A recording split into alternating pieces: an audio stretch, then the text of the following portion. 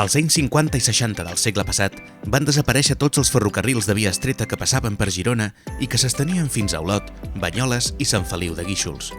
En 15 anys varen perdre i desmantellar 160 quilòmetres d'infraestructura ferroviària.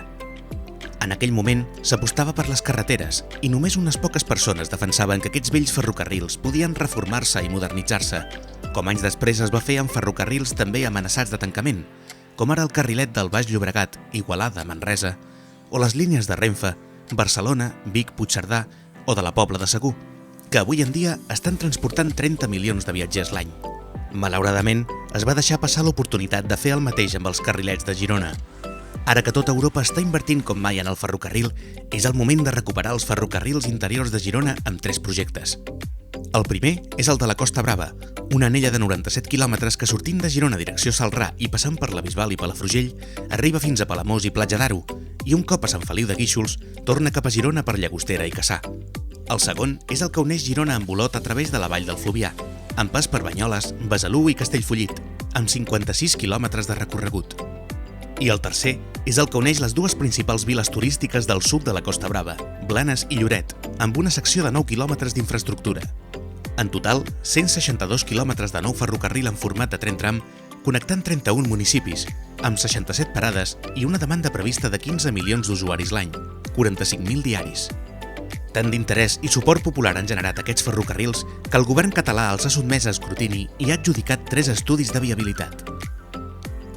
El tren tram es comporta com un tramvia en trajectes urbans, com el de Barcelona, i com un ferrocarril en les seccions interurbanes. Les velocitats mitjanes es troben entre els 60 i 30 km per hora, valors que són més ràpids que els dels trens de rodalies de Renfe i FGC. El tren tram incorpora, per tant, les millors virtuts d'un tramvia i les d'un tren de rodalies, però amb un format com el del tramvia de Barcelona. S'estima que la inversió necessària per construir aquestes 3 línies és d'uns 1.200 milions d'euros, el mateix cost d'una línia de metro a Barcelona de només 10 quilòmetres, portant-hi, però, el mateix volum de viatgers.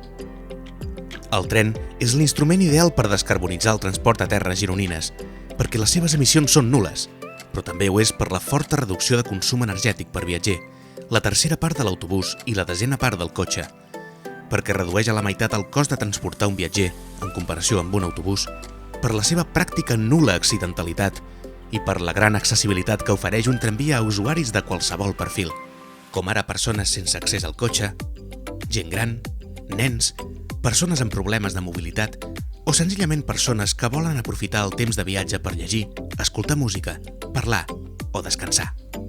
Per això, són desenes els ajuntaments gironins i milers els ciutadans i ciutadanes que hi estan mostrant un suport actiu a la idea. Amb el suport de tothom, el 2030 aquests 3 ferrocarrils estaran rodant per les comarques gironines. Som-hi!